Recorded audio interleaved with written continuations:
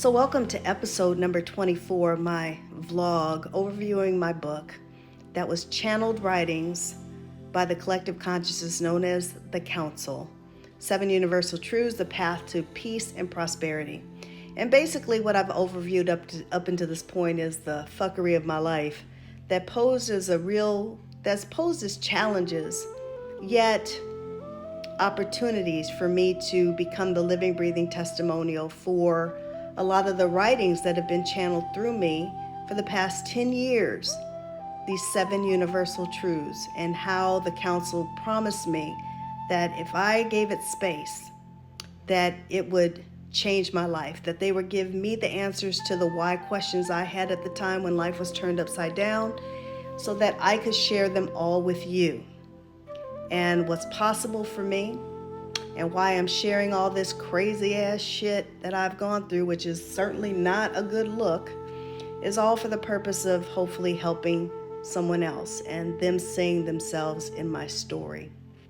So I finally, through these experiences of a War of the Roses divorce, finally reclaiming myself, taking myself on a journey of self-love is what it is, by learning these 7 universal truths and getting through that and doing the deep dive work in myself, taking that journey of self-love and finally arriving. And it took that divorce, it took a subsequent relationship of deep, deep, deep love that experienced deep, deep, deep betrayal for me to get there. That I'm no victim, that we all come here in this lifetime experience, this earth experience, for challenge. That's the deal here. That's the life game.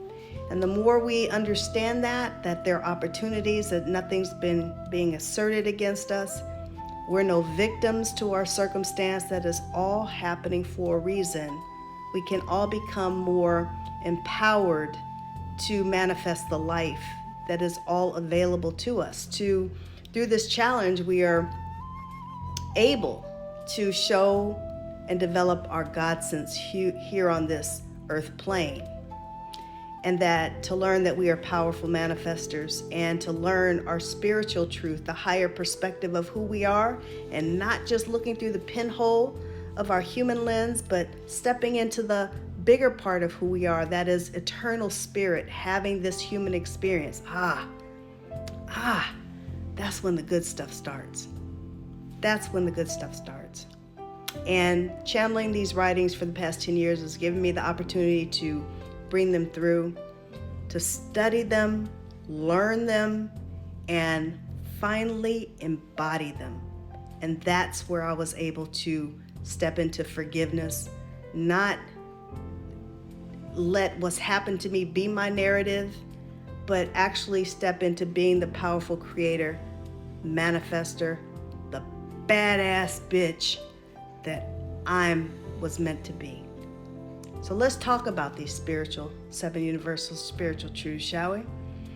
I've gone over a couple of them, but I wanted to outline the major things that have happened to really produce this transformation, for me to now go back and really explain how they applied. All right, so the first one I've already begun to talk about a bit, and that is that we are all God in human form. That's universal truth number 1.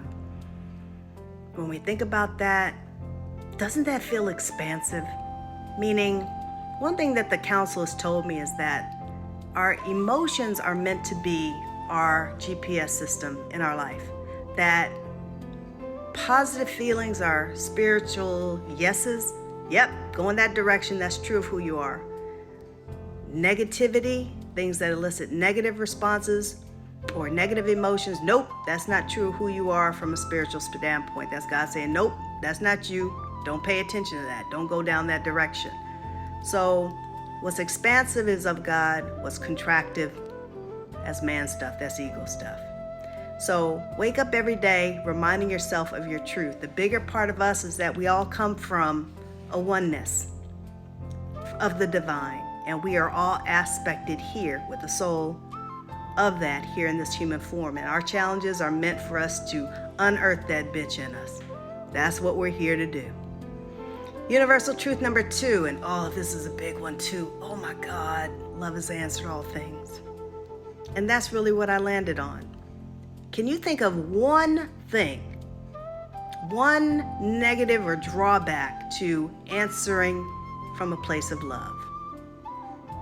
The ego may caution us from past experience that you're not safe to do that, don't do that, but ego's a lie.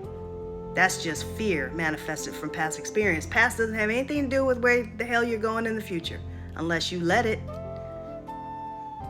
Unless you let it. And then it becomes your present. Universal truth number 3. We are all connected.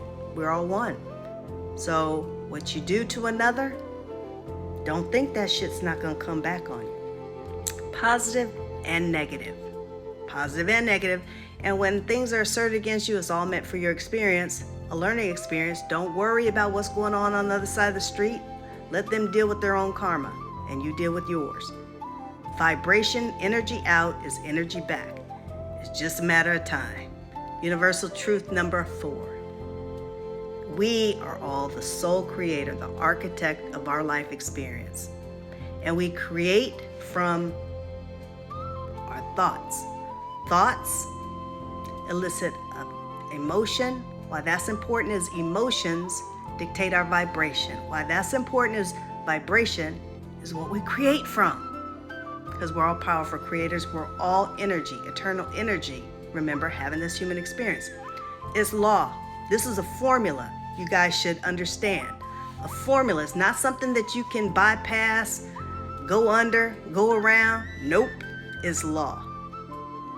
Energy out is energy back. You don't like what's showing up, you gotta take a look at what the energy is, because that's your energy that you are putting out. Without exception, it's law. Universal truth number 5. You are meant to have everything that you desire in life. If you desire it, it's meant for you. That's why you should never let people be a dream killer.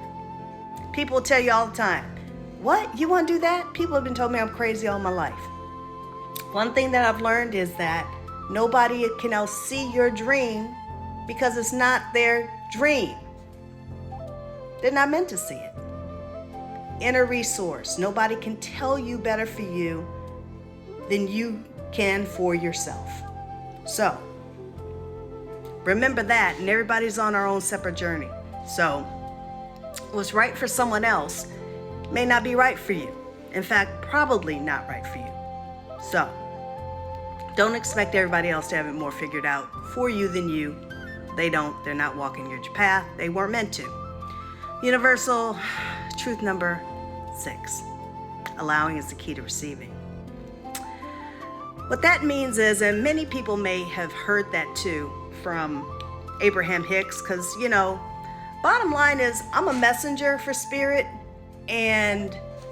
But these universal truths have been around forever.